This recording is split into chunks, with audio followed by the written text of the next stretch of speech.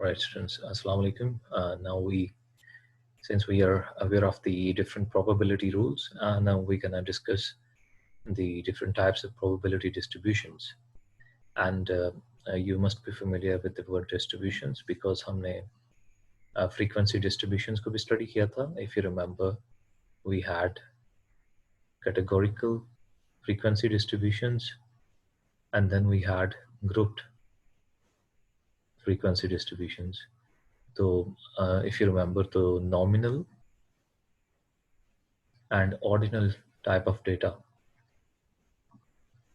जो हमारे पास होता है उसके लिए हम कैटेगोरिकल फ्रीक्वेंसी डिस्ट्रीब्यूशंस कंस्ट्रक्ट करते हैं, और जबकि जो हमारे पास क्वांटिटेटिव डेटा होता है, चाहे वो इंटरवल स्केल में हो या फिर रेशियो में हो, तो हम उसके लिए ग्रुप्ड फ्रीक्वेंसी डिस्ट्रीब्यूशन कंस्ट्रक्ट किया करते थे. तो फ्रीक्वेंसी डिस्ट्रीब्यूशन बेसिकली एक टेबल था जिसमें हमारे पास एक जगह पे ग्रुप्स या कैटेगरीज जो हैं वो थे और उनके सामने उनकी फ्रीक्वेंसी थी.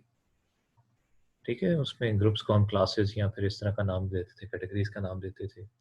जैसे अगर कैटेगरीज की बात करें तो ब्लड ग्रुप्स जो होते हैं, ओ ब्लड ग्रुप है, ए बी, ये ब्लड ग्रुप्स हैं, तो ये कैटेगरीज हैं. और अगर एज की बात की जाए तो from 15 to 25 years, 26 to 35 years and so on, ये हमारे पास एज की भी मुख्तलिफ क्लासेस हो सकती हैं, मुख्तलिफ ग्रुप्स हो सकते हैं. तो जो हमारे पास ऑब्जर्वेशंस होती हैं उनको हम फिर फ्रीक्वेंसी के तौर पे उनके सामने लिख देते हैं, तो इसे हम बोलते हैं frequency distribution. So the same concept goes for probability distribution, because probability rules में हमने पढ़ा कि जो हमारी एम्पिरिकल प्रोबेबिलिटी है, एम्पिरिकल प्रोबेबिलिटी वो एग्जैक्टली हमारी रिलेटिव फ्रीक्वेंसी होती है. तो हमने जब प्रोबेबिलिटी डिस्ट्रीब्यूशन से पहले फ्रीक्वेंसी डिस्ट्रीब्यूशन कंस्ट्रक्ट की, तो उसमें भी हम रिलेटिव फ्रीक्वेंसी का एक कॉलम बनाया करते थे, उसमें भी हम कैलकुलेट किया करते थे. तो बेसिकली अगर हम फ्रीक्वेंसी के कॉलम को निकाल दें और एक तरफ हमारे पास इवेंट्स हों, उनके आउटकम्स हों, और दूसरी तरफ उनकी रिलेटिव फ्रीक्वेंसी हो, तो वो क्या बन जाएगी? That would B probability distribution. तो प्रोबेबिलिटी डिस्ट्रीब्यूशन के अलावा जितनी भी आप स्टैटिस्टिक्स की स्टडी करेंगे इन्फ्रेंशियल पोर्शन में, यानी कि डिस्क्रिप्टिव स्टैटिस्टिक्स के अलावा, उसमें आपको मल्टीपल टाइप्स ऑफ डिस्ट्रीब्यूशंस जो हैं वो मिलेंगी. और बेसिकली अगर आपके प्रोबेबिलिटी रूल्स क्लियर हैं तो आपको उन डिस्ट्रीब्यूशंस को अंडरस्टैंड करने में कोई प्रॉब्लम नहीं होगी. So we have discrete probability distribution, we have continuous probability distribution, ठीक है, we also have Z distribution, T distribution and so on. ये मुख्तलिफ डिस्ट्रीब्यूशंस हैं जो कि हम स्टडी करते हैं इन्फ्रेंशियल स्टैटिस्टिक्स में. ये सब हमें हेल्प करती हैं हाइपोथेसिस टेस्टिंग में और कॉन्फिडेंस इंटरवल बिल्डिंग में. So when we talk about probability distributions, we talk about random variables, because probability हम किसे assign करते हैं? random variables को assign करते हैं.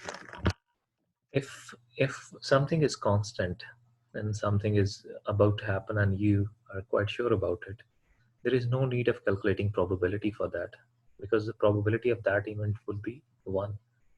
The probability of a event that we are certain about is 1. But if the probability is less than 1, that we have some kind of uncertainty involved, या किसी किस्म का चांस इन्वॉल्व है उस event में, तो फिर हम उस वेरिएबल को बोलेंगे कि वो एक रैंडम वेरिएबल है, क्योंकि उसमें चांस इन्वॉल्व है. अब रैंडम वेरिएबल्स दो तरह के होते हैं, एक डिस्क्रीट वेरिएबल होता है और एक कॉन्टिन्यूस वेरिएबल होता है. और ये कॉन्सेप्ट्स वही हैं जो हमने पहले चैप्टर में पढ़े थे, कि डिस्क्रीट वेरिएबल जो है उसको हम होल नंबर जो है डिजिट से यानी कि एक्सप्रेस करते हैं, और जो हमारा कॉन्टिन्यूस वेरिएबल होता है उसको हम प्रोपोर्शंस में लिख सकते हैं, उसको डेसिमल्स में लिख सकते हैं, उसको फ्रैक्शंस में लिख सकते हैं. ठीक है, तो वो दो पॉइंट्स के दरमियान जितना भी इंटरवल होता है, वो कॉन्टिन्यूस इंटरवल जो है, कहीं पे भी उसको वैल्यू साइन की जा सकती है कॉन्टिन्यूस वेरिएबल को. ठीक है, for example if we talk about the distance a car travels, that would be a continuous random variable because it can be measured in fractions and it can be measured. ठीक है, इसको count करने से ज़्यादा हम उसकी measurement करते हैं. लेकिन if we talk about the number of students in a statistics class, तो we cannot say that there are 25.6 students, right? So there cannot be a half student. So the numbers that we gonna provide to somebody, that would be in whole numbers. Maybe there are 27, 25, 70 and so on, right? So complete numbers would be given. So ये जो example है ये discrete example है और ये continuous की example है. Now दोनों variables जो हैं उनकी हम probability distributions को study करेंगे. जो discrete variable है उसकी probability को हम बोलेंगे discrete probability और उस probability की जो distribution होगी उसको हम बोलेंगे discrete probability distribution. तो मसला यहाँ पे ये है कि we have a probability experiment.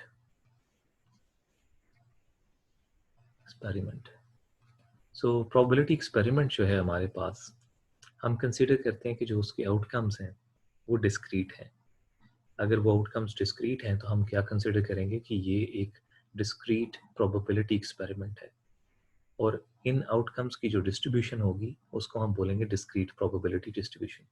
Late me give you an example. When you roll a die, the outcomes that you can receive is 1, 2, 3, 4, 5 and 6. So these are whole numbers. They are discrete numbers. That means the probability of all the outcomes of rolling a die, they are discrete. Hence, the distribution that will belong to these outcomes would be a discrete probability distribution. So a discrete probability distribution lists each possible value the random variable can assume together with its probability. ठीक है, तो जो भी value random variable assume कर सकता है, यानी कि रैंडम वेरिएबल का कोई भी आउटकम आएगा उसके साथ उसकी जो प्रोबेबिलिटी लिखेंगे टेबल बना के, तो उसे हम बोलेंगे प्रोबेबिलिटी डिस्ट्रीब्यूशन. और अगर वो डिस्क्रीट वेरिएबल है तो हम बोलेंगे डिस्क्रीट प्रोबेबिलिटी डिस्ट्रीब्यूशन. अब इसके लिए कुछ कंडीशंस हैं जो कि बहुत ही आसान सी कंडीशंस हैं, ये आप अंडरस्टैंड कर लें. ये आपको पहले भी पता है क्योंकि इस चैप्टर में जो कि आपने रिसेंटली स्टडी किया है उसमें भी ये पढ़ा है. That the probability of each value of discrete random variable is between 0 and 1. कि हमारे पास discrete event में जितने भी outcomes होंगे हर किसी की जो probability है that would fall between 0 and 1. आपको पता है कि जब हम die roll करते हैं तो सारे outcomes की जो probability होती है that is 1 by 6 which is less than 1. Okay. Number 2, the sum of all the probabilities is 1. कि सारे के सारे आउटकम्स की अगर प्रोबेबिलिटीज को हम ऐड अप कर दें तो द आंसर वुड बी 1. तो ये कंडीशन ज़रूरी है. तो यहाँ पे अगर आप देखें तो डाई को रोल करते हैं तो उसके 6 ऑप्शंस हैं, 6 आउटकम्स हैं. तो उन 6 आउटकम्स की प्रोबेबिलिटी को अगर आप ऐड करें, राइट, तो हमारे पास जो आंसर आएगा वो क्या आएगा, 6 by 6. So the answer would be 6 by 6 which is equal to 1. So the total should be equal to 1, which is the 100%. So here are the guidelines that you need to follow in order to understand that the event is a discrete event or not, the probability distribution is a discrete probability or not. Okay. Since ये जो हम chapter study कर रहे हैं इसमें सिर्फ और सिर्फ discrete probability distribution ही को डिस्कस किया गया है, continuous probability को नेक्स्ट चैप्टर में डिस्कस किया गया है, तो इसमें जितने भी क्वेश्चंस होंगे वो discrete probability के ही होंगे. ठीक है, तो इसमें कुछ गाइडलाइंस हैं जो कि हमें हेल्प करेंगी. Let x be discrete random variable with possible outcomes x1, x2 and xn. तो x जो है हमारे पास वो एक रैंडम वेरिएबल का आउटकम है, डिस्क्रीट आउटकम है, और वो मल्टीपल सक्सेस वैल्यूज अज्यूम कर सकता है. फॉर एग्जांपल हमने कहा कि हमारे पास जब डाई रोल करें तो 6 आना चाहिए. ठीक है, तो अगर 6 आना चाहिए तो कितनी बार 6 आएगा. अगर मैं 5 बार डाई रोल करूं तो कितनी बार 6 आ सकता है. हो सकता है मैं 5 बार डाई रोल करूं और मेरे पास 0 टाइम 6 आए, कभी भी ना आए, राइट. हो सकता है 5 में से 1 दफ़ा आए, 2 दफ़ा, 3 दफ़ा, 4 दफ़ा एंड 5 दफ़ा. तो जितने ट्रायल्स होंगे, नंबर ऑफ ट्रायल्स होंगे, उसमें जितनी दफ़ा मेरी डिज़ायर्ड वैल्यू मुझे मिलेगी, डिज़ायर्ड आउटकम सामने आएगा, ठीक है, that would be the number of x. Okay, so we will understand this through examples. So here is the proper guideline number 1. कि सबसे पहले आपने एक फ्रीक्वेंसी डिस्ट्रीब्यूशन बनानी है for all the possible outcomes. कि आपने अगर डाई रोल की, कॉइन को टॉस किया, आपने पेशेंट्स को ऑब्जर्व किया, आपने देखा कि उनमें सिम्टम्स ये वाले हैं कि नहीं, ये डिजीज़ आपके सामने है कि नहीं. लैब के एक्सपेरिमेंट्स होते हैं उसमें आप देखते हैं कि आपके कितने ट्रू टेस्ट आए हैं.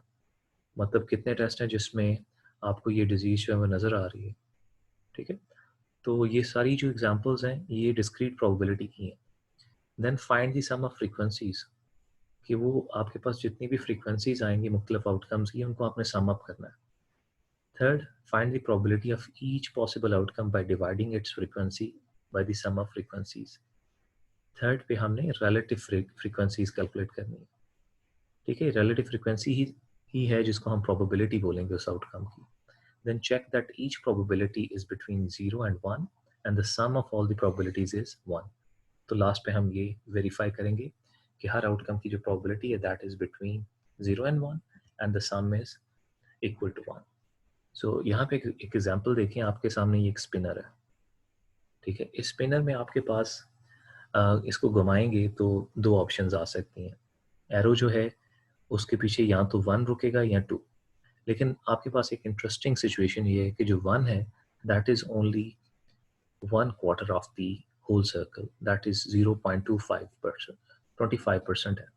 बाकी जो 75% है वो आपका 2 है. तो अगर आप इस स्पिनर को घुमाते हैं तो ज़्यादा चांसेस ये हैं कि जो एरो है वो 2 पे रुकेगा, इसीलिए उसकी प्रोबेबिलिटी भी ज़्यादा है, 75% प्रोबेबिलिटी. ठीक है, आप एग्जाम्पल को पढ़ते हैं. The spinner below is divided into two sections. There are two sections of this spinner. The probability of landing on the one is 0.25. ये हमें यहाँ से भी नजर आ रहा है. The probability of landing on the two is 0.75. Right? So अभी तक हमने ये बात की है कि 2 पे लैंड करने की probability 75% है और 1 पे लैंड करने की probability 25%. Let x be the number of the spinner land on. x हम यहाँ पे कंसिडर करेंगे कि किस नंबर पे हमारी जो एक्टिविटी है वो लैंड करती है. अगर एक बार हम इसको घुमाएं तो कहाँ पे वो लैंड करेगा, उस आउटकम को हम x कंसिडर करते हैं. ठीक है, construct a probability distribution for the random variable x. Okay, so अगर हम इसको घुमाते हैं तो एक पे लैंड करेगा, तो x को हम 1 कंसिडर करेंगे, उसकी प्रोबेबिलिटी है 25%. अगर 2 पे लैंड करेगा तो उसकी प्रोबेबिलिटी है 75%. तो आप देख सकते हैं दोनों प्रोबेबिलिटीज जो हैं वो 0 से 1 के दरमियान है और दोनों का सम इक्वल टू 1 है. ठीक है, इजी एज दैट. अब हम बात करते हैं कि इसको हम एक से ज़्यादा दफ़ा घुमाते हैं. फॉर एग्जांपल, ठीक है, the spinner below is spun 2 times. कितनी दफ़ा घुमाया जी हमने? 2 times. So we have 2 trials here. ठीक है, तो फॉर एग्जांपल एक अगर हम लैब में एक्सपेरिमेंट करते हैं तो the number of trials means कि उस एक्सपेरिमेंट को हमने कितनी बार रिपीट किया है. तो यहाँ पे ये जो एक्सपेरिमेंट है स्पिनर को घुमाने का, हम ये कह रहे हैं कि इसको हम 2 बार रिपीट कर रहे हैं. The probability of landing on 1 is 0.25. ये हम एस्टैब्लिश कर चुके हैं कि 1 पे जो लैंड करने की प्रोबेबिलिटी है वो 25% है और 2 पे लैंड करने की प्रोबेबिलिटी 75% है. Now let x be the sum of 2 spins. Sum का मतलब यहाँ पे क्या है, हम x कंसिडर कर रहे हैं सक्सेस फैक्टर, हमारा डिजायर्ड फैक्टर, और that is the sum of 2 spins. मतलब अगर मैं 2 बार इसको घुमाता हूँ और दोनों बार 1 आता है तो 1 + 1 वुड बी इक्वल टू 2. तो सम ऑफ 2 स्पिन्स मैं कंसिडर कर रहा हूँ कि दोनों ट्रायल्स में जो भी मेरे पास आउटकम आएगा उन दोनों को मैं ऐड करूंगा. Now construct a probability distribution for the random variables x. तो x के लिए हमने प्रोबेबिलिटी डिस्ट्रीब्यूशन कंस्ट्रक्ट करनी है. अब यहाँ पे आप गौर करें कि मेरे पास जो पॉसिबिलिटीज हैं वो क्या है. अगर मैं 2 बार घुमाता हूँ तो मेरे पास जो सम आएगा वो 2 भी आ सकता है, 3 भी आ सकता है, 4 भी आ सकता है. कैसे? 2 बार अगर आप स्पिन करेंगे स्पिनर को तो यू विल हैव 1 + 1. अगर दोनों बार 1 पे आएगा तो that would be equal to 2. फिर आप एक बार फिर घुमाएंगे तो ये भी हो सकता है 1 + 2 या 2 + 1 भी हो सकता है. ठीक है, तो दोनों ऑप्शंस आपके पास हैं, उनका टोटल क्या होगा? 3. और अगर दोनों बार 2 पे आएगा तो आपका टोटल क्या होगा? 4. तो ये 3 मुख्तलिफ आउटकम्स आ सकते हैं अगर हम इसको 2 बार घुमाएं तो उनके सम का. सो हमें इन तीनों की प्रोबेबिलिटीज फाइंड आउट करनी पड़ेंगी. और using the multiplication law of probability from the previous chapter, we can see that the probability of sum of 2 is equal to 0.25 multiplied by 0.25. क्योंकि यहाँ पे हम सम ऑफ 2 कंसिडर करें विच इज़ 1 + 1 और 1 की प्रोबेबिलिटी कितनी है? 0.25. तो 0.25 को 0.25 से मल्टीप्लाई करेंगे तो आपके पास सम ऑफ 2 की प्रोबेबिलिटी आ जाएगी. कंसीडर द नेक्स्ट ऑप्शन जहाँ पे हमारे पास सम 3 का आ रहा है. 3 का सम कैसे आएगा? जब हमारे पास 1 + 2 या 2 + 1 आएगा, तो हमारे पास एक इवेंट ऐसा होगा जिसमें प्रोबेबिलिटी 0.25 की होगी और एक में प्रोबेबिलिटी होगी 0.75 की। तो इन दोनों को आपस में मल्टीप्लाई करेंगे तो सम ऑफ 3 की हमारे पास क्या आ जाएगी? प्रोबेबिलिटी आ जाएगी। एंड सम ऑफ 3 की 2 प्रोबेबिलिटीज़ मैंने आपको बताया, तो एक में आपके पास यहाँ पे इवेंट 1 यानी यहाँ पे 1 + 2 को हम कंसीडर करें और यहाँ पे हम 2 + 1 को कंसीडर करें। आप देखें दोनों की प्रोबेबिलिटी सेम है, लेकिन क्योंकि ये 2 टाइम्स हो सकता है, 2 पॉसिबिलिटीज़ हैं, तो दोनों को हम कंसीडर करेंगे। ठीक है? तो यहाँ पे हम अपनी प्रोबेबिलिटी डिस्ट्रीब्यूशन भी कंस्ट्रक्ट करते जा रहे हैं, जिसमें x है हमारे पास के सम 2 आ सकता है, 3 आ सकता है, 4 आ सकता है, 2 की प्रोबेबिलिटी हमने कैलकुलेट कर ली है, 3 की प्रोबेबिलिटी हमारे पास यहाँ से आ गई है। देयर आर 2 इवेंट्स जिसमें हमारे पास सम ऑफ 3 आ सकता है, दोनों की प्रोबेबिलिटी सेम है, दोनों को ऐड करके हमारे पास 0.375 आ गया है। अब 4 की बात करें तो 4 में हमारे पास सिर्फ एक ही पॉसिबिलिटी है कि अगर हमारे पास दोनों बार 2 + 2 आए, ओके, तो 2 की प्रोबेबिलिटी को 2 बार आपस में मल्टीप्लाई किया तो हमारे पास आ गया 0.5625। अब इसमें 2 + 2 जो है एक ही बार आ सकता है, तो इसको हमने सिंपली यहाँ पे टेबल में इंसर्ट कर दिया, तो ये हमारे पास कंप्लीट हो गई डिस्क्रीट प्रोबेबिलिटी डिस्ट्रीब्यूशन। इसमें आप देखें प्रोबेबिलिटी डिस्क्रीट फॉर्म में नहीं है, आउटकम्स डिस्क्रीट है, तो ये आपने गौर करना है कि आउटकम्स डिस्क्रीट होने चाहिए। Probability will always be between 0 and 1 और जब इसको आप टोटल करेंगे तो sum would be equal to 1, right. So इस प्रोबेबिलिटी को हम क्या करते हैं, हिस्टोग्राम पे भी प्लॉट करते हैं। और अगर आपको याद हो तो सेकंड चैप्टर में जब हम ग्राफिकल रिप्रेजेंटेशन जो है उसको स्टडी कर रहे थे, तो उसमें हम जो रिलेटिव फ्रीक्वेंसी है उसके हिस्टोग्राम्स भी कंस्ट्रक्ट करते थे। तो relative frequency histogram probability distribution histogram ही है। तो बेसिकली हम ये जो प्रोबेबिलिटी है इसको सम ऑफ जो हमारा स्पिन्स है यानी डिस्क्रीट वेरिएबल जो है उसके आउटकम्स को एक्स एक्सिस पे रखेंगे और उनकी जो प्रोबेबिलिटी है जो कि उनकी रिलेटिव फ्रीक्वेंसी है उसको वाई एक्सिस पे रखेंगे और इस तरह से हम हिस्टोग्राम बनाएंगे। अब अगर मुझे मीन फाइंड आउट करना है, यहाँ पे एक चीज़ समझना ज़रूरी है कि मीन का कॉन्सेप्ट प्रोबेबिलिटी में क्या है। प्रोबेबिलिटी में मीन का कॉन्सेप्ट ये होता है कि वो कौन सा आउटकम है जिसकी प्रोबेबिलिटी एज सच एवरेज है, मतलब उसकी एवरेज सेंट्रल टेंडेंसी है प्रोबेबिलिटी डिस्ट्रीब्यूशन की। ठीक है, मतलब उसकी प्रोबेबिलिटी जो है वो एक हद से ज़्यादा है बाकी की निस्बत। तो जब हम मीन को प्रोबेबिलिटी में यूज़ करते हैं तो उसमें हम जो फॉर्मूला है उसमें हर इवेंट को यानी हर आउटकम को उसकी प्रोबेबिलिटी से मल्टीप्लाई करके तो सम अप करते हैं।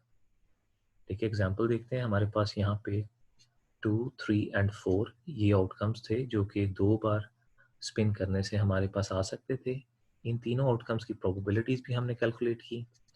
अब हमने हर आउटकम को उसकी प्रोबेबिलिटी से मल्टीप्लाई करना है। ठीक है, तो हमारे पास ये देखें थर्ड कॉलम है जिसमें हमने हर इवेंट को उसकी प्रोबेबिलिटी से मल्टीप्लाई कर दिया, राइट। इसका जब हम सम करेंगे तो हमारे पास जो आंसर आएगा that would be the mean of this discrete probability distribution. अब यहाँ पे मीन का क्या फ़ायदा है और किस तरह हम इंटरप्रेट कर सकते हैं ये ज़रूरी है। तो मीन को हम इस तरह से इंटरप्रेट करेंगे कि जब हम स्पिनर को स्पिन करेंगे तो जो ऑन एवरेज हमारे पास आंसर आना चाहिए या ज़्यादा नंबर में जो आंसर आना चाहिए वो है 3.5। लेकिन आपको याद हो कि हम तो डिस्क्रीट प्रोबेबिलिटी देख रहे हैं और इन तीनों आउटकम्स में से कोई भी आउटकम ऐसा नहीं है जो 3.5 है। तो दैट मीन्स कि जो ज़्यादा प्रोबेबिलिटी है वो 3 एंड 4 की है क्योंकि इनके दरमियान में आपका मीन आ रहा है। तो कम बार ऐसा होगा कि आपके पास 2 सम आएगा, ज़्यादा बार ये होगा कि 3 और 4 सम आएगा। ठीक है, बेस्ड अपॉन दिस डेटा। तो जो प्रोबेबिलिटी डिस्ट्रीब्यूशन में मीन होता है उसको हम इस तरह से इंटरप्रेट करते हैं कि ज़्यादा पॉसिबिलिटी क्या है कि कौन सी आउटकम्स हमारे सामने आएंगे। इसी तरह उन आउटकम्स में वेरिएशन भी आएगी। तो हम जैसे वेरिएंस को यूज़ करते थे, स्टैंडर्ड डेविएशन को यूज़ करते थे, वैसे हम प्रोबेबिलिटी में भी इसका इस्तेमाल करते हैं। और किसी हद तक कॉन्सेप्ट उससे मिलता भी है कि सबसे पहले हम डेविएशन को निकालते हैं। जो मीन हमने प्रोबेबिलिटी का फाइंड आउट किया है, अभी हमने मीन देखा था, means was equal to sum of X outcomes multiplied by the probabilities of X events. ठीक है, ये हम पहले फाइंड आउट करते हैं, फिर हर x आउटकम को उसके मीन में से माइनस करते हैं। तो हमारे पास 3.5 मीन आया था, तो म्यू वाज 3.5। तो हमने हर x आउटकम को 3.5 में से माइनस किया, तो हमारे पास डिविएशंस आ गए। x minus mu is called deviation. So हमारे पास नेगेटिव पॉजिटिव डेविएशंस होती हैं, तो वेरिएंस के लिए हम क्या करते हैं, उन डेविएशंस का स्क्वायर लेते हैं। तो यहाँ पे हमने उन डेविएशंस का स्क्वायर ले लिया, फिर हर डेविएशन के स्क्वायर को उस आउटकम की प्रोबेबिलिटी से मल्टीप्लाई कर दिया। 2.25 को 0.0625 से मल्टीप्लाई किया, ये आंसर आया हमारे पास 0.141, and then the next one and the next one. तो हमारे पास ये आंसर्स आ गए जो कि स्क्वायर डेविएशन से प्रोबेबिलिटी ऑफ द आउटकम को मल्टीप्लाई करने के बाद आए। अब प्रोबेबिलिटी में एक रूल होता है कि अक्सर हम कैलकुलेशंस को जो कैलकुलेटर पे आती हैं उनको 3 डेसिमल पॉइंट्स तक राउंड ऑफ कर देते हैं। तो आपने भी ऐसे ही करना है, 3 डेसिमल पॉइंट्स तक राउंड ऑफ करना है। तो हमारे पास ये जो 3 फैक्टर्स आए हैं, इनका जो टोटल है that is our variance. Okay, this is our variance. तो इसका अंडर रूट लेंगे तो वो स्टैंडर्ड डेविएशन हो जाएगी। इसका मकसद क्या है?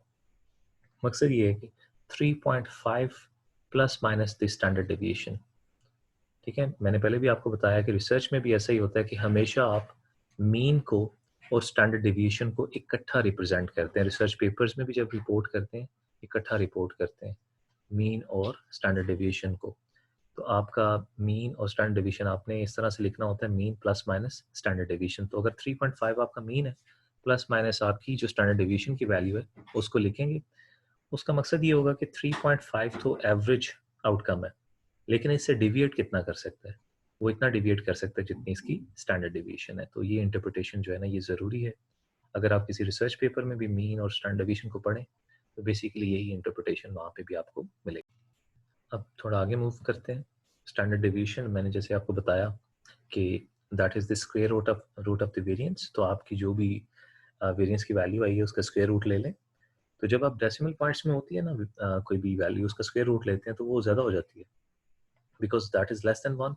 तो उससे ही वो स्क्वायर रूट में मल्टीप्लाई होकर ज़्यादा हो जाती है, और सॉरी डिवाइड होकर ज़्यादा हो जाती है। तो यहाँ पे 0.6 अगेन डिस्क्रीट वैल्यू नहीं है। तो मीन की और स्टैंडर्ड डेविएशन की जो वैल्यूज़ होंगी, ये डिस्क्रीट वैल्यूज ज़रूरी नहीं है क्या है, लेकिन इनकी इंटरप्रिटेशन फिर आपने डिस्क्रीट फॉर्म में ही करनी है, सिंस हमारे आउटकम्स डिस्क्रीट है। तो 3.5 plus minus 0.6 is like 3 to 4 approximately. तो आप कह सकते हैं कि अप्रॉक्सीमेटली हमारे पास जो अमूमन इस एक्सपेरिमेंट को अगर हम रिपीट करते रहें तो जो इस डाटा के अकॉर्डिंगली आउटकम्स आएंगे वो मोस्ट लाइकली 3 या 4 होंगे। ठीक है, और इसी कॉन्सेप्ट को यूज़ करके हम एक्सपेक्टेड वैल्यू जो है वो कैलकुलेट कर सकते हैं। ये बिजनेस की जो है प्रॉब्लम्स हैं उसमें भी इस्तेमाल होता है, जो लॉटरीज होती हैं उसमें भी इस्तेमाल होता है, और जो आपके टेस्ट होते हैं, लेबोरेटरी टेस्ट, जिनमें आपने ये कैलकुलेशन भी करनी होती है कि फॉल्स पॉजिटिव कितने आ सकते हैं, कि आपके जितने भी रिजल्ट्स हैं उनमें कुछ ऐसे रिजल्ट्स भी होंगे जब वो पर्टिकुलर इन्फेक्शन या डिजीज़ एग्जिस्ट नहीं करती, लेकिन आपके टेस्ट ने उसको डिटेक्ट कर लिया, या वो एग्जिस्ट करती थी और आपका टेस्ट जो है वो डिटेक्ट करने में कामयाब नहीं हुआ। ठीक है, तो वहाँ पे भी एक्सपेक्टेड वैल्यूज़ का यूज़ है। तो एक्सपेक्टेड वैल्यूज़ क्या होती हैं? बेसिकली जो मीन का फॉर्मूला है उसी को हम एक्सपेक्टेड वैल्यूज़ कैलकुलेट करने के लिए भी यूज़ करते हैं।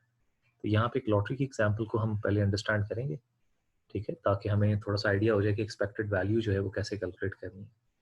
तो जब भी आपके पास कोई क्वेश्चन हो, सबसे पहले ये नोट करें कि इसमें डिस्क्रीट आउटकम्स कौन-कौन से हैं।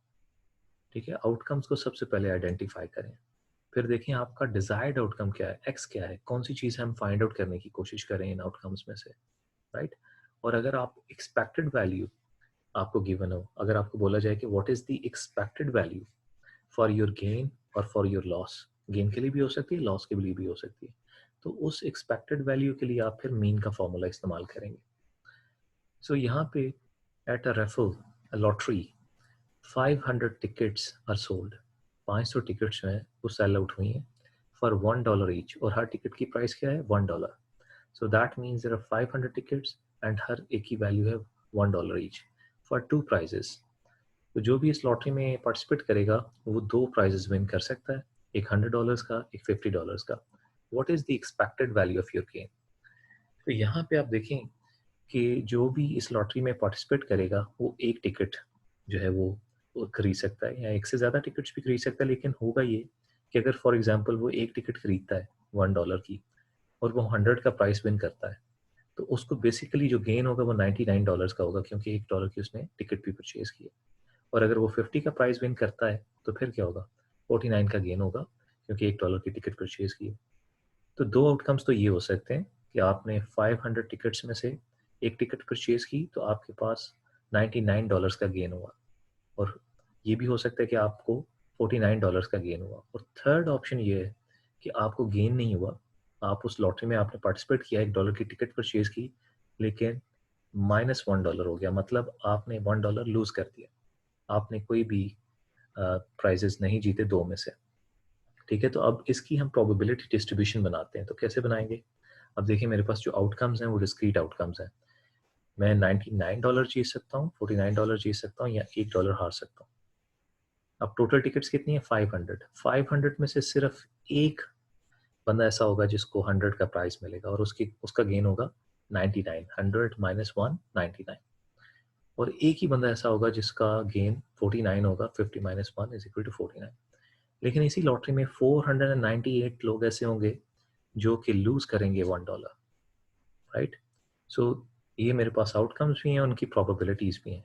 तो अगर मैंने मीन फाइंड आउट करना हो तो मैं क्या करूंगा? हर आउटकम को उसकी प्रोबेबिलिटी से मल्टीप्लाई कर दूंगा और उसको ऐड अप कर दूंगा। तो यहाँ पे देखिए मैंने $99 को 1/500 इससे मल्टीप्लाई किया, प्लस 49 मल्टीप्लाइड बाई 1/500 प्लस -1, तो ये प्लस माइनस आपस में मल्टीप्लाई हो गए, नेगेटिव हो जाएंगे। 498 डिवाइड बाई 500, तो यहाँ पे जो एवरेज यानी एक्सपेक्टेड गेन है वो है -0.70। तो इस वैल्यू को हम इस तरह से इंटरप्रेट करेंगे कि everybody participating in this lottery is on average losing 70 cents. ठीक है, $1 में से 70 सेंट्स लूज कर रहा है हर वो बंदा जो इसमें पार्टिसिपेट कर रहा है। So this is what we call expected value of the gain और लॉस। ठीक है, since the expected value is negative, you can expect to lose $70 for each ticket। अगर ये पॉजिटिव होता तो हमारा हर किसी का गेन होता 70 सेंट्स का, राइट? सो जैसे मैं बता रहा था लेबोरेटरी टेस्ट में हमारे पास अगर फॉर एग्जांपल हमें पता है कि एक पर्टिकुलर मशीन जो है ये आपको 98% या 97% या 95% जो है एक्यूरेसी प्रोवाइड करती है, तो दैट मीन्स 100 में से 2 या 3 या 5, depending upon what kind of machine and experiment you are using, उसके कॉन्फिडेंस लेवल पे बेस्ड आप ये आइडिया लगा सकते हैं कि इसमें फॉल्स पॉजिटिव कितने होंगे, कि कितनी दफ़ा आपके टेस्ट के रिजल्ट जो हैं वो ठीक नहीं होंगे। तो वहाँ पे भी हम इसी तरह एक्सपेक्टेड वैल्यूज़ कैलकुलेट कर सकते हैं कि टोटल टेस्ट कितने हैं, उनमें से पॉजिटिव कितने हैं, उसमें से नेगेटिव कितने हैं, और एक्सपेक्टेड उसमें कितने फॉल्स पॉजिटिव आ सकते हैं। तो उनकी इसी तरह हम प्रोबेबिलिटी डिस्ट्रीब्यूशन बना के तो अपनी एक्सपेक्टेड वैल्यू जो है वो कैलकुलेट कर सकते हैं, एवरेज कैलकुलेट कर सकते हैं कि ऑन एवरेज कितने टेस्ट जो हैं वो फॉल्स पॉजिटिव में जाएंगे। ठीक है, तो डिस्क्रीट प्रोबेबिलिटी जो है उसके उसके मल्टीपल टाइप्स हैं। उसमें से एक है binomial.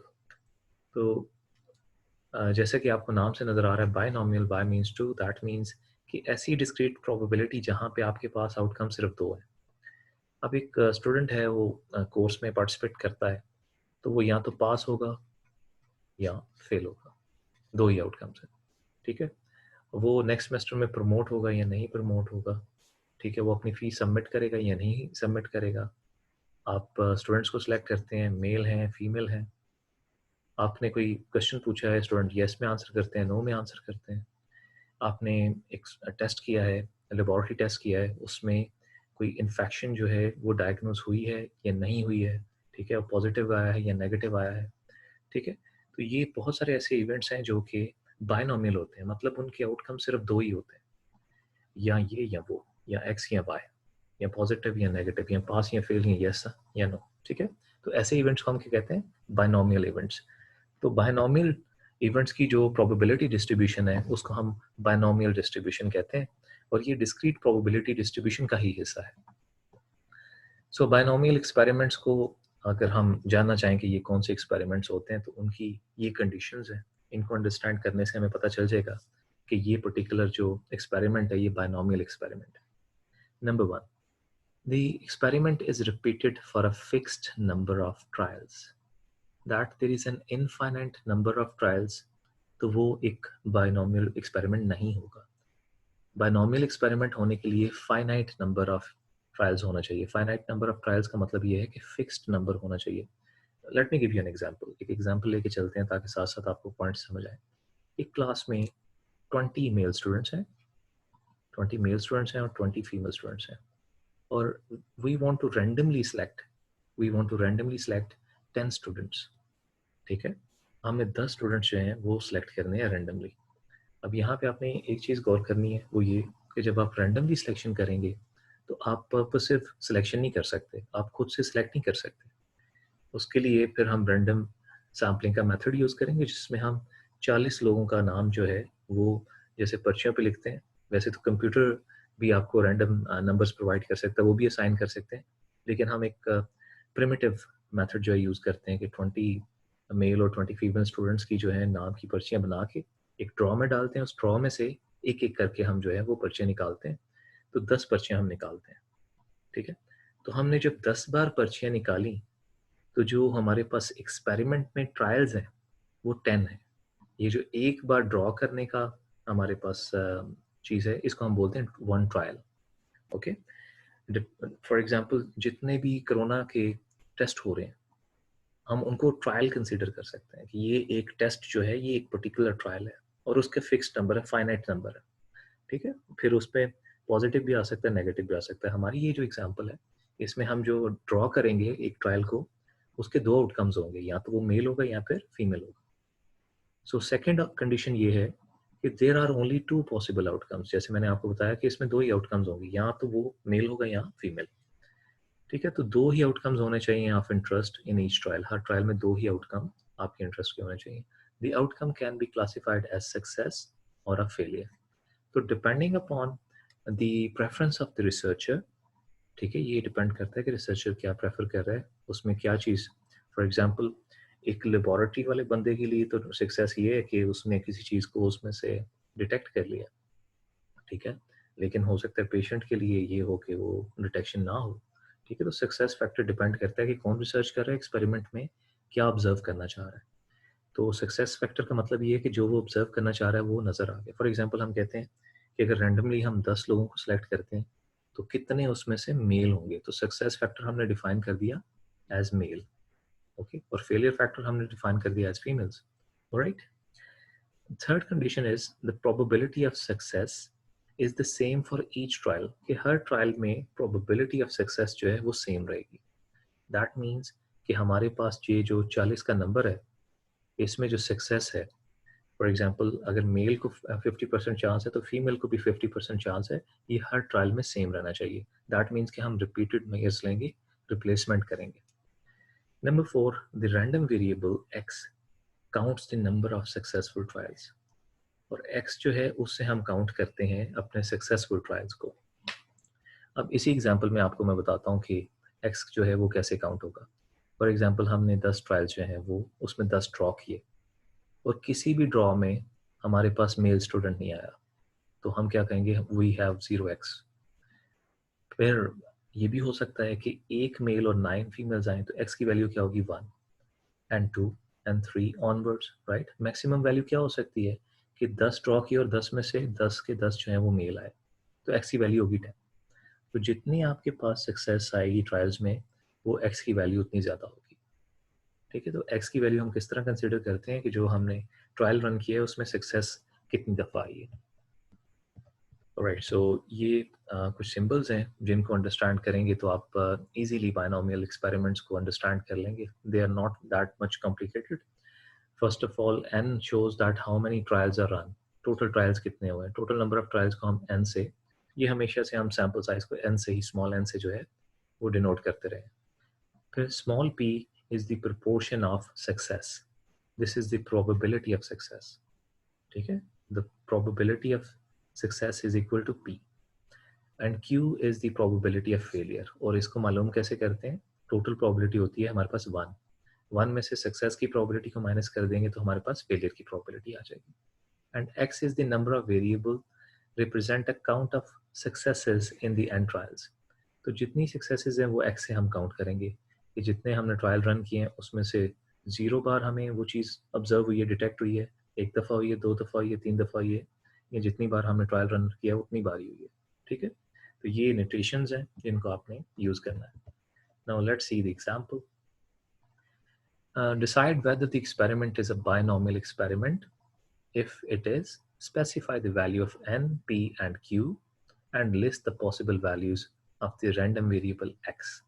If it is not a binomial experiment, explain why. तो आपने ये बताना है कि ये जो पर्टिकुलर एग्जाम्पल है ये बाइनोमियल एक्सपेरिमेंट है या नहीं. तो let's see. You randomly select a card from a deck of cards. तो डेक ऑफ कार्ड में से आपने रेंडमली एक सेलेक्ट किया card, and note if the card is an S. और आपने ये नोट करना है कि क्या ये एस है या नहीं है.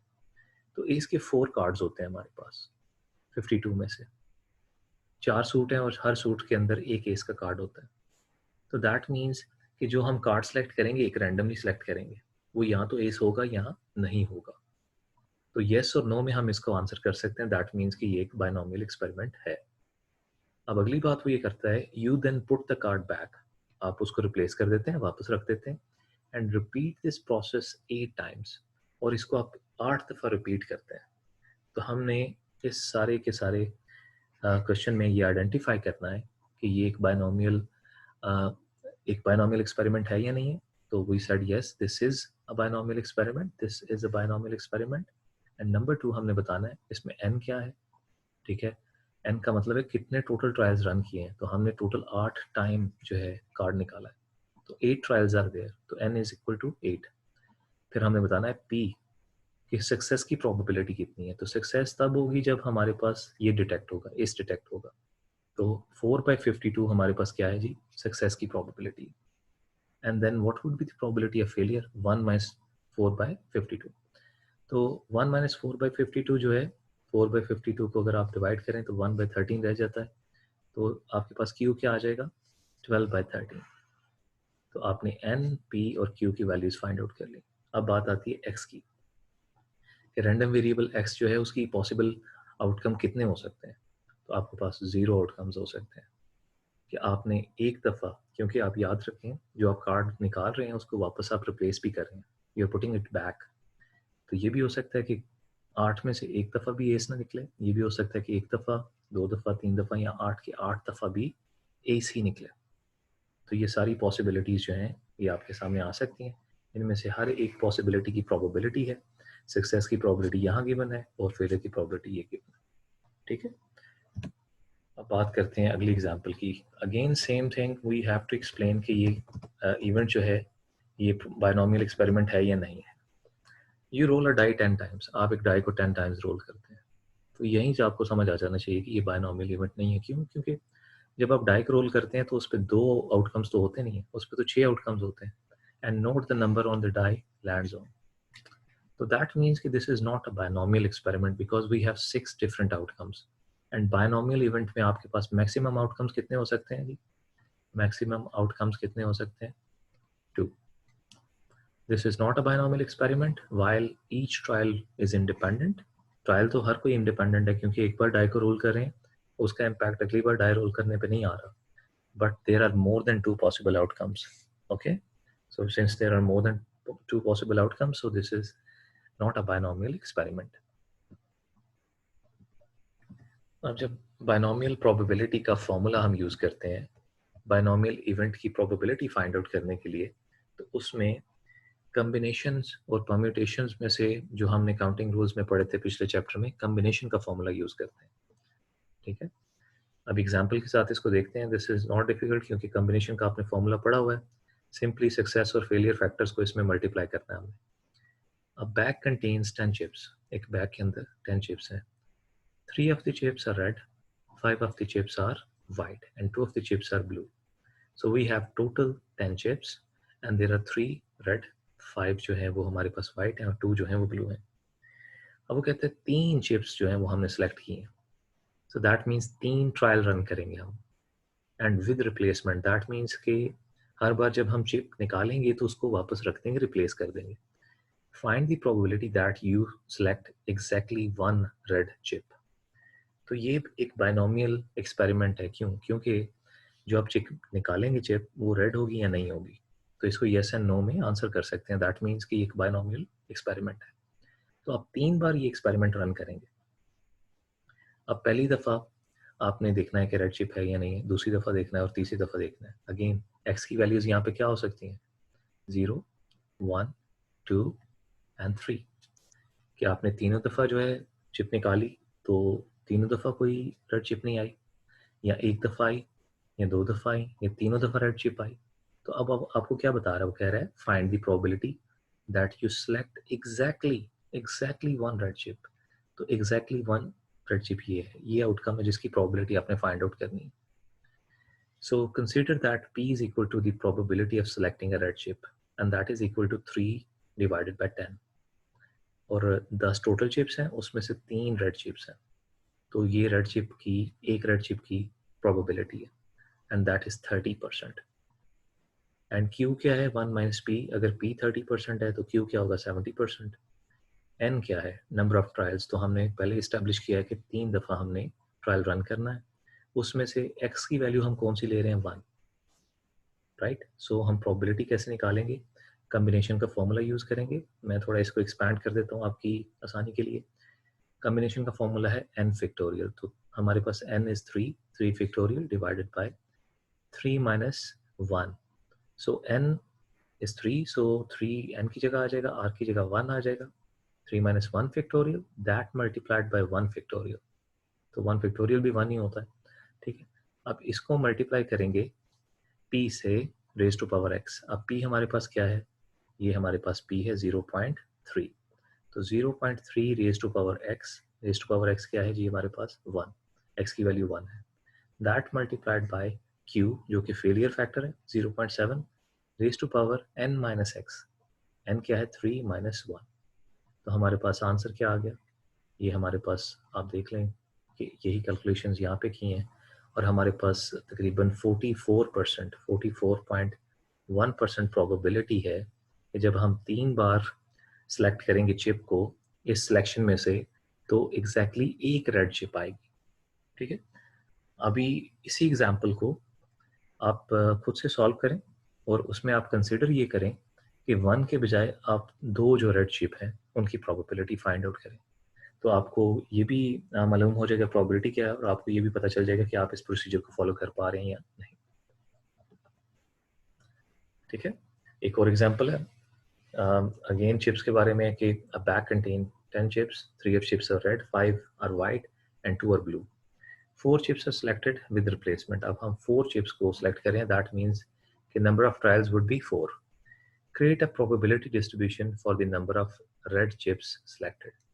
अब हमें कोई एग्जैक्ट वैल्यू नहीं दी गई। अब हमारे पास जो x की वैल्यूज हो सकती हैं वो 0, 1, 2, 3 और 4 हो सकती हैं, क्योंकि 4 ट्रायल्स है ना। तो 0 में भी रेड आ सकता है, 1 में भी, 2 में, 3 में, 4 में। तो इनकी प्रोबेबिलिटी कंस्ट्रक्ट करनी है।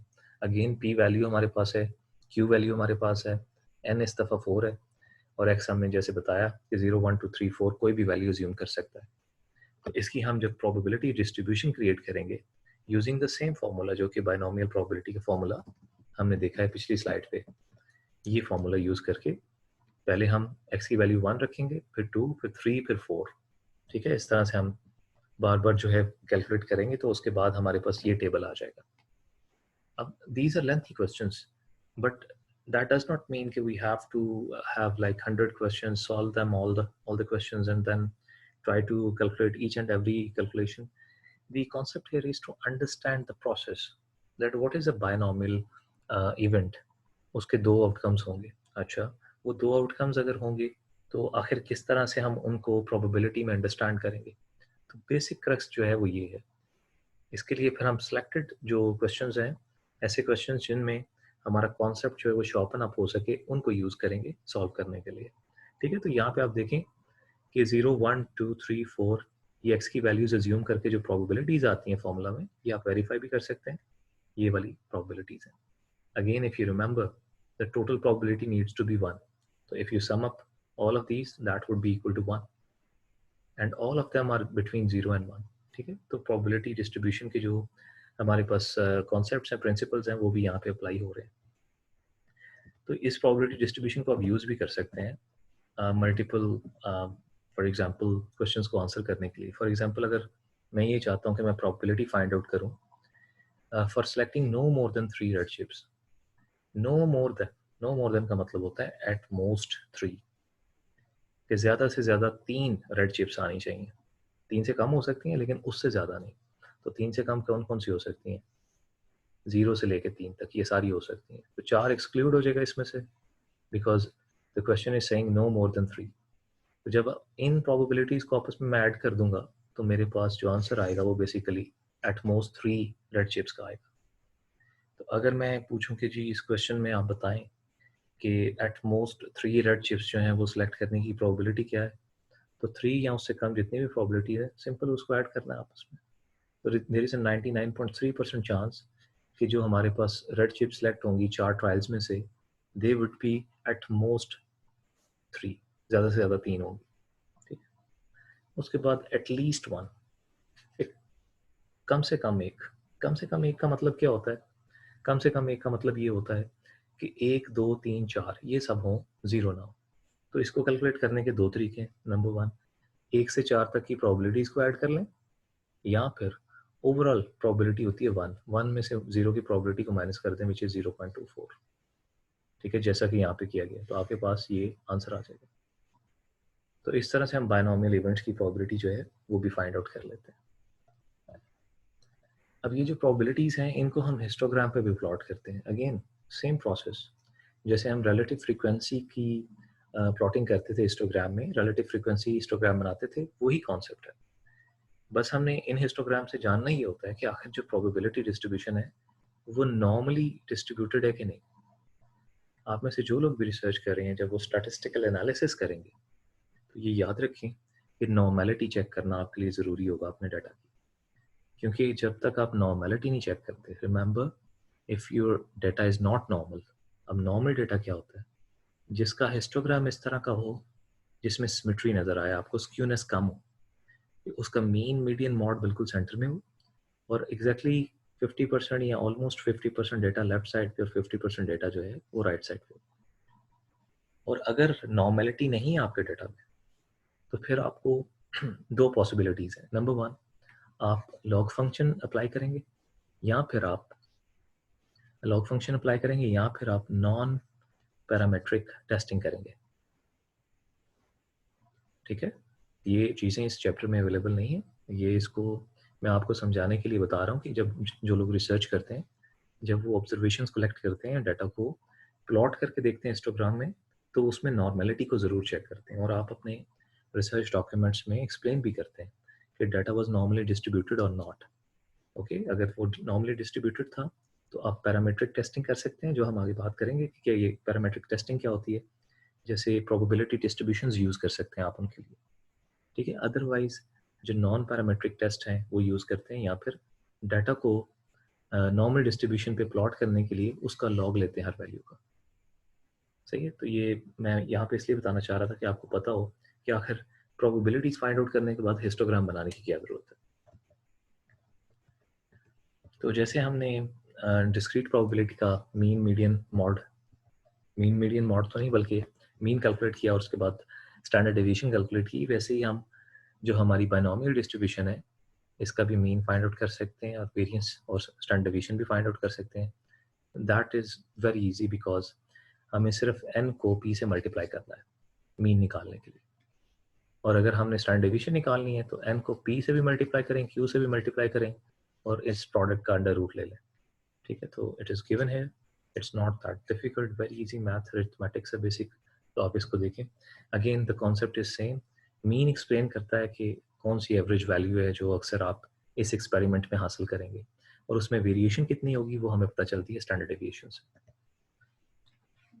ठीक है? तो जो इस चैप्टर का मेजर कॉन्सेप्ट है, और जो मेजर हमारा जो फोकस है वो है कि हमें पता हो डिस्क्रीट प्रोबेबिलिटी क्या होती है और बायनॉमियल प्रोबेबिलिटी क्या होती है, ठीक है? अब इसके अलावा भी डिस्क्रीट प्रोबेबिलिटीज़ होती हैं, इनका मैं इंट्रोडक्शन आपको दूंगा, लेकिन ये आपके लिए ज़रूरी नहीं है। अगर आप इनको स्किप करना चाहते हैं इनके क्वेश्चंस अगर आप नहीं सॉल्व करना चाहते तो आप कर सकते हैं, लेकिन आपकी डिस्क्रीट प्रोबेबिलिटी और बायनोमियल प्रोबेबिलिटी, इस पे आपका फोकस ज़रूर होना चाहिए। अब इसमें हमारे पास जियोमेट्रिक और उसके बाद पॉइसन डिस्ट्रीब्यूशंस है जो कि यूज़ होती हैं, but they are rarely used, that's why we do not focus that much on that. Basic जो हमारा पोर्शन था वो ये था कि हमने डिस्क्रीट प्रोबेबिलिटी को थॉरली अंडरस्टैंड करना। तो आपने देखा कि अगर आपके प्रोबेबिलिटी के कॉन्सेप्ट्स वेल बिल्ट हैं, वो अच्छे तरीके से बिल्ट हैं, तो आपके लिए discrete probability is not that difficult. So let's talk about geometric distribution. तो let me give you the introduction of other discrete distributions. उसमें से पहली है जियोमेट्रिक डिस्ट्रीब्यूशन। अब ये बड़ी इंटरेस्टिंग है क्योंकि इसमें हम तब तक ट्रायल रन करते हैं जब तक कोई सक्सेस हम डिटेक्ट नहीं कर लेते। ठीक है, तो मेडिकल ट्रायल्स अगर फॉर एग्जांपल हैं तो उसमें एंटीबॉडीज जो आपने डिटेक्ट करनी है, तो आप तब तक ट्रायल्स रन करते रहेंगे जब तक वो एंटीबॉडीज जो हैं वो आप डिटेक्ट नहीं कर लेते। ठीक है, तो उसके लिए फिर हम जियोमेट्रिक डिस्ट्रीब्यूशन यूज़ करते हैं। अब इसमें एक जियोमेट्रिक फंक्शन इन्वॉल्व है, दैट मीन्स कि हर आने वाली सक्सेस के साथ पिछली सक्सेस का जो प्रोबेबिलिटी है वो मल्टीप्लाई होता है एक तरीके से। Okay, so number one is that the trial is repeated until a success occurs। तो तब तक ट्रायल्स रन होंगे जब तक सक्सेस हम डिटेक्ट नहीं कर लेते। Number two, the repeated trials are independent of each other. सारे के सारे ट्रायल्स जैसे कि बाकी प्रोबेबिलिटी डिस्ट्रीब्यूशंस में एक दूसरे से इंडिपेंडेंट होते हैं, इसमें भी होने चाहिए इंडिपेंडेंट। दैट मीन्स कि एक ट्रायल का आउटकम जो है वो दूसरे ट्रायल के आउटकम को इफेक्ट ना करे। इसका आम लेमन टर्म्स में बात यह है कि आप विद रिप्लेसमेंट एक्सपेरिमेंट्स करें, आपका सैम्पल साइज एक ही रहे। Number three, the probability of a success P is constant for each trial। और हर ट्रायल में आपकी जो सक्सेस की प्रोबेबिलिटी है वो सेम रहती है। तो बायनोमियल में और इसमें सिर्फ एक डिफरेंस है, वो ये कि आप तब तक ट्रायल्स रन करते हैं जब तक सक्सेस डिटेक्ट नहीं होती।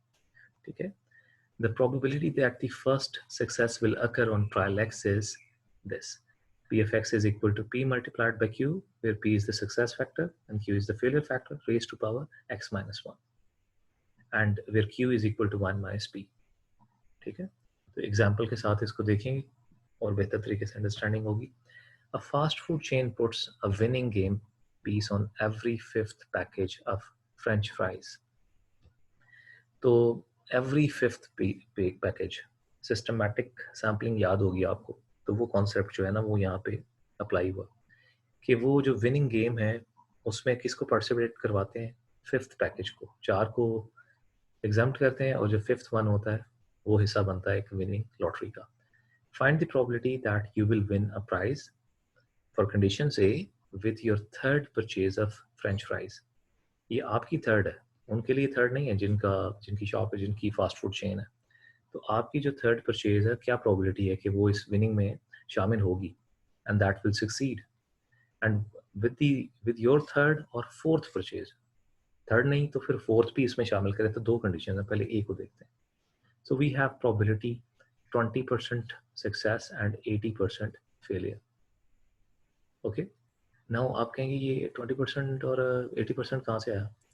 1/4 is 80%। So we have 5 trials total, उनमें से सक्सेस का ट्रायल जो है वो 1/4 है और जो फेलियर का है वो है 4/4। तो 4/5 sorry, 1/5 and 4/5।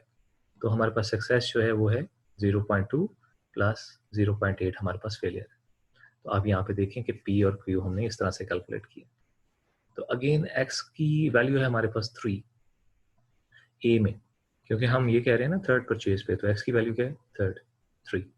So probability of 3 is equal to 0.2 P multiplied by Q 0.8 and that raised to power X minus 1 which is 3 minus 1 2। तो इसका आंसर लेंगे and that is 12.8%। Around 13% chance है कि आपका जो थर्ड परचेज होगा वो लॉटरी विन करेगा। एंड विद योर थर्ड और फोर्थ, अब थर्ड और फोर्थ का मतलब और का वर्ड की वर्ड आ गया जी। अब आपको पता होगा, ये जिन्होंने प्रोबेबिलिटी का चैप्टर ठीक तरीके से पढ़ा ना, उनको इसमें कोई प्रॉब्लम नहीं होगा। और का वर्ड आता है तो हम कौन सा रूल यूज करते हैं? एडिशन रूल यूज करते हैं। तो x हमारे पास क्या आ गया? 3 और 4। तो हमने प्रोबेबिलिटी ऑफ 3 निकालनी, जो कि हमने यहाँ पे कैलकुलेट कर ली, और प्रोबेबिलिटी ऑफ 4 निकालनी है, दोनों को ऐड करना है। तो ये प्रोबेबिलिटी थी हमारी 128 जो है 0.1283 के लिए, और जब 4 की फाइंड आउट करेंगे तो that would B 0.102।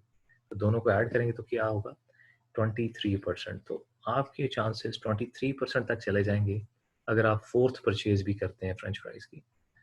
Of course आप फिफ्थ भी परचेज करते हैं, सिक्स भी, तो ऐसे ऐसे आपके चांसेस भी बढ़ते जाएंगे because you will be a part of that lottery. Okay, so another example, I will leave this example to you because again उसमें यही फ्रेंच फ्राइज वाली एग्जांपल है, तो इसको मैं आप पे छोड़ूंगा, ये आपने खुद करनी है। अगली डिस्ट्रीब्यूशन है जी पॉइसन डिस्ट्रीब्यूशन। सो जब आप माइक्रोस्कोपिक एक्टिविटी जो है वो डिटेक्ट करते हैं, जब आप देखते हैं कि मिलीमीटर्स में जो कह लें कि आपके पास एक्सपेरिमेंट में एरिया अवेलेबल है, उसमें आप डिटेक्ट करते हैं कितना माइक्रोबायोटा है, कितने वायरसेस हैं, ठीक है। तो इस तरह की जब आप स्टडीज करते हैं तो आप एक रेट कैलकुलेट करते हैं कि इस पर्टिकुलर एरिया में डेंसिटी कितनी है, एक जो है वो उसको जिसको आप डिटेक्ट करें उसकी, राइट। सो इसी तरह जो रेट होता है किसी वॉल्यूम में हो, एरिया में हो, टाइम में हो, उसमें फ्रीक्वेंसी इन्वॉल्व हो, तो उसको हम पॉइसन डिस्ट्रीब्यूशन में कंसिडर करते हैं, ठीक है। जैसे इसमें कंडीशंस क्या है? Number one, the experiment consist of counting of number of times an event x occurs in a given interval. एक इंटरवल में कितनी बार एक्स हैपन होता है। जैसे interval can be the interval of time, कि एक दिन के अंदर कितने लोग कोविड-19 के शिकार हो रहे हैं, कितनी डेथ्स हो रही हैं, ठीक है। तो उसका एक रेट जो है वो जनरेट हो जाता है ओवर द टाइम। या it can be an area, कि एक एरिया में पॉपुलेशन डेंसिटी कितनी है। ये आपकी जो माइक्रोबायल लाइफ है उसकी भी पर एरिया डेंसिटी हो सकती है। एक्चुअल जो ह्यूमन पॉपुलेशन है उसकी भी एरिया डेंसिटी हो सकती है। इवन वॉल्यूम को भी कंसिडर किया जा सकता है कि पर्टिकुलर किलो में ये चीज़ कितनी है, केजी में कितनी है, 100 केजीज में कितनी है, ठीक है। तो इस तरह से जब आपके पास एक रेट गिवन हो, उसके लिए हम पॉइसन डिस्ट्रीब्यूशन जो है वो यूज़ करते हैं। नंबर टू कंडीशन ये है, the probability of the event occurring is the same for each interval. हर एक इंटरवल के लिए जो प्रोबेबिलिटी है वो सेम है, ठीक है। अगेन वहाँ पे पहले हम पढ़ते थे डिस्क्रीट प्रोबेबिलिटी में कि सक्सेस फैक्टर की हर ट्रायल में जो प्रोबेबिलिटी है वो सेम होनी चाहिए।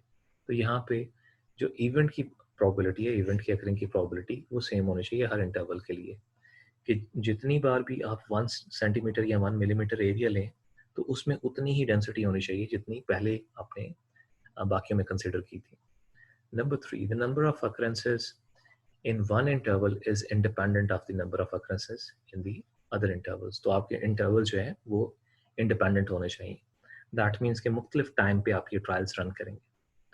The probability of exactly x occurrence in an interval is p of x which is equal to mu which is average raised to power x। x अभी तक आपको आइडिया हो चुका है क्या है, मल्टीप्लाइड बाय e।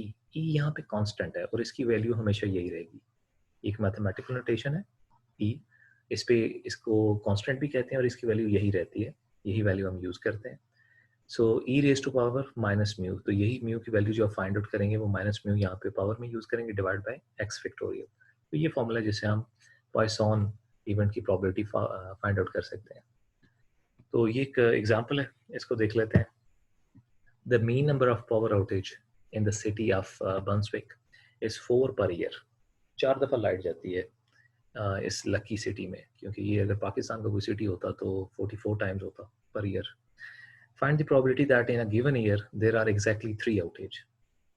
तो आप देखें कि आपको n जो है वो अवेलेबल है 4 और x क्या है 3, ठीक है। तो फॉर्मूला में x को पुट करें और म्यू देखें, एवरेज जो है यहाँ पे आप देखिए 4 रेज टू पावर 3 है, that means n raise to power x, ठीक है।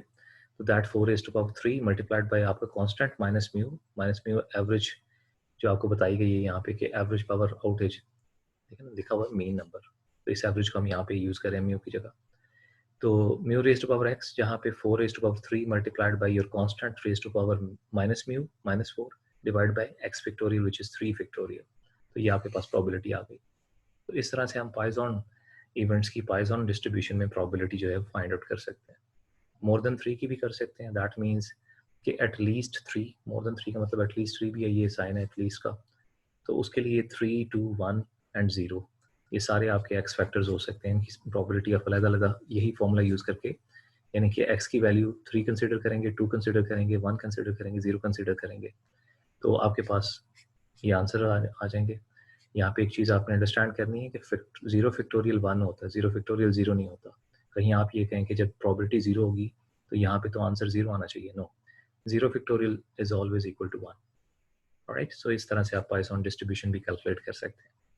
So this was the actual review of the chapter. Now the next section is that I will actually open the book and I will review the chapter. I will explain that how to read the chapter, how to go through the topics, how to actually solve the practice exercises, and how to solve a few selected questions that can relate to these concepts. ठीक है, तो ये हमारा next step होगा. Thank you very much.